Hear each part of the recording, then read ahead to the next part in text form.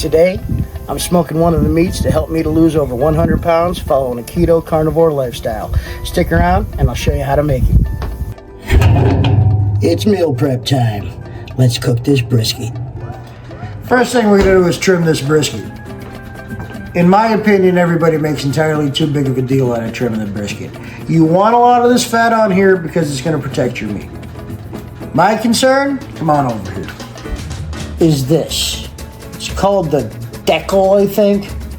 Anyway, it's a big, hard chunk of fat. That's what I want to get out. And I make sure I get it out because no seasoning can penetrate through that. And that is not going to render, so that has to come out. And then I just take the silver skin off.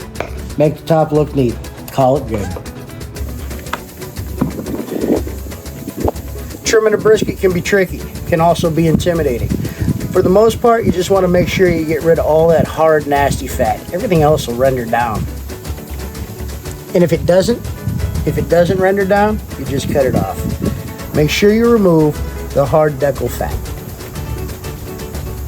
Brisket is a fatty piece of meat, making it perfect for the keto carnivore lifestyle. Now fat is flavor, just not that hard stuff. All I'm doing is cleaning it up.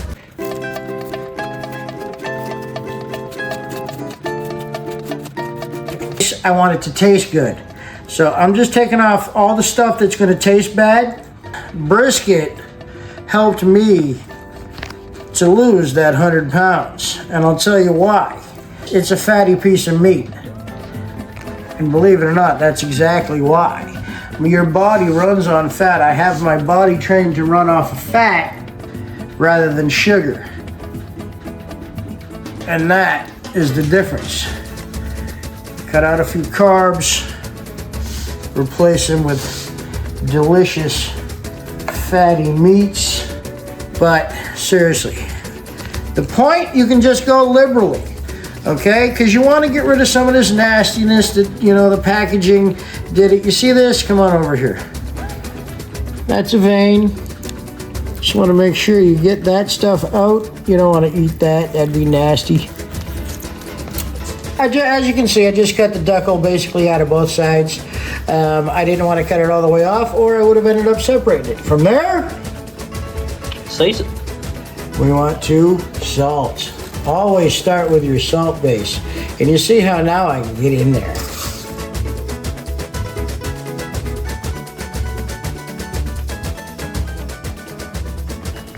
Now, you might opt to do coarse pepper. Everybody does coarse.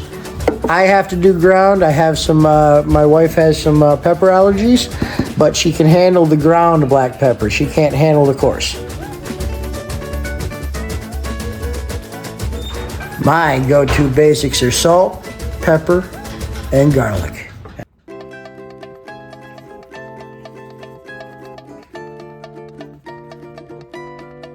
You're not gonna oversalt this. Look how big a hunk of meat this is. Let it dry brine while we get the smoker up and running. Best is to let it dry brine overnight, but I have to deliver this by 12 o'clock tomorrow afternoon. It's gonna take 12 hours to cook. All right, make sure you get a nice clean surface to cook on. I like to go with a humidifier in there, so I put some water in there so there's a little humidity in my smoker while I'm cooking. Make sure your pellets are up over here, so let me go add more pellets. All right, that hopper is not big enough to do a full 12-hour cook. So make sure you leave your pellets out next to the grill.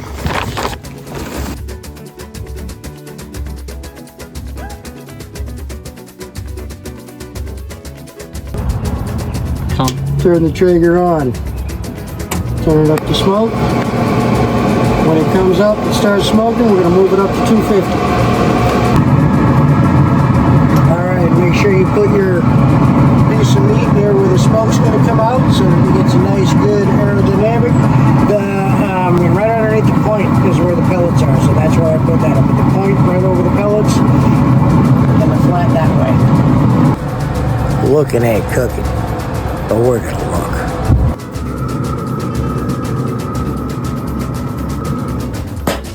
It's 10:30. Pellets are fine.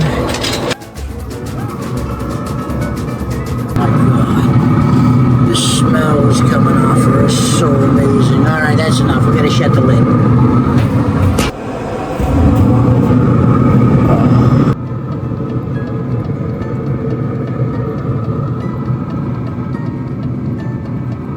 All right, it's about 3:30 in the morning. It's time to wrap. It's been on about 9 hours. We put it on at 6:30. It's now 3:30 in the morning. Gonna bring it out. We're gonna wrap it. We're gonna lower that temperature.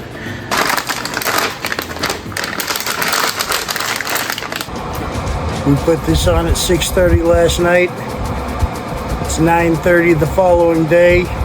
The smells coming off this thing are amazing. She was all nice and jiggly, just not super probe tender when I came out. So I racked it up. We put it back in. I turned the heat down to 180, and it's been holding right around 200 degrees for about 4 more hours. So a total of 15 hours. It's 9:45. Let's see what she looks like. I have not looked at this brisket since I wrapped it up at 3:30. In the morning? In the morning.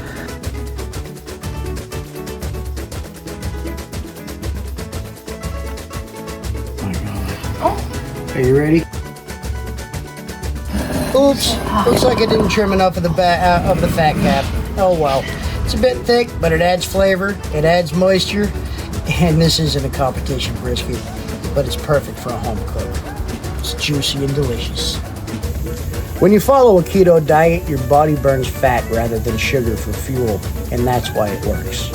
And that's also why brisket is a perfect piece of meat. It's just got a nice ton of fat on there. And keto diet, in case you didn't know it, is a high-fat diet. Remember, it's all about the journey, good food, good friends, good family, enjoyment. Enjoy your journey. That's what this is about. This brisket is a testament to how delicious your keto diet can be. Thanks for watching. Don't forget to hit like and subscribe if you want more grilling and weight loss tips.